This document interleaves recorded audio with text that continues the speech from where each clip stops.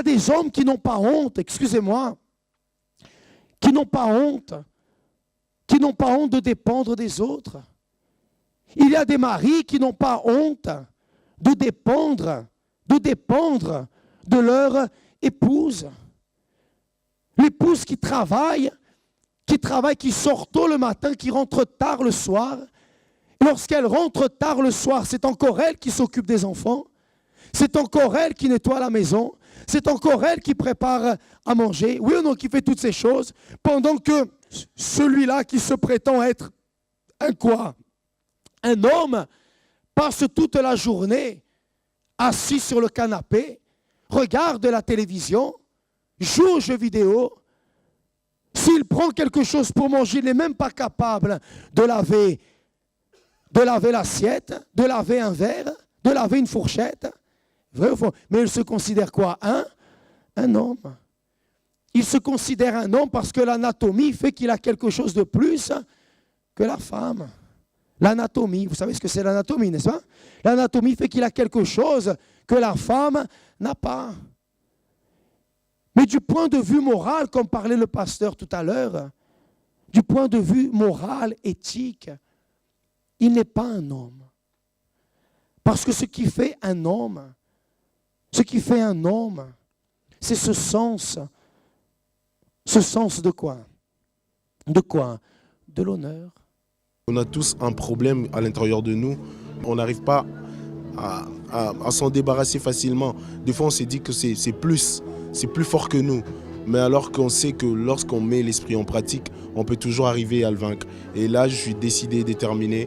Déjà, au travers du témoignage que j'ai pu donner pour le projet Intellimen, c'est qu'un homme devait être un homme de parole, qu'un homme devait aller au bout de ce que sa bouche a dit, en fait. Et c'est ça que moi, j'ai pu retenir pendant cette réunion aujourd'hui.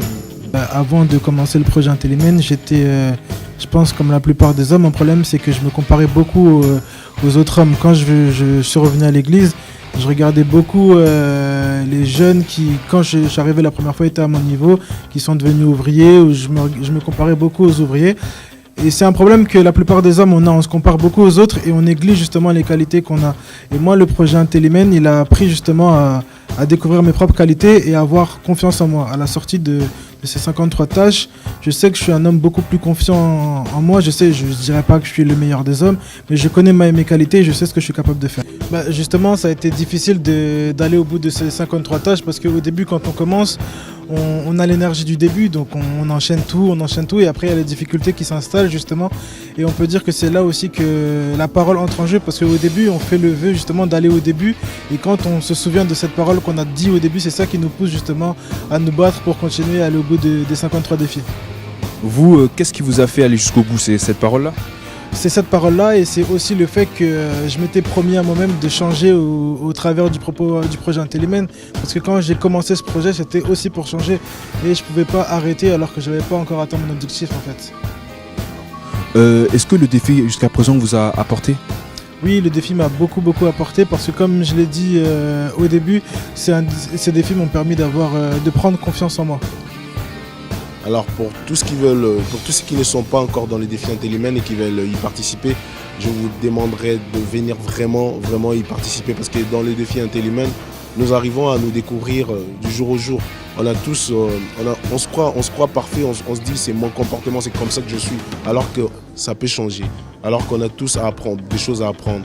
Moi, ces défis Intellimen a fait de moi un homme humble aujourd'hui et je sais que j'ai encore beaucoup à apprendre et je suis encore dedans. Je vous demanderai tous de venir parce qu'on a tous besoin d'apprendre et d'échanger.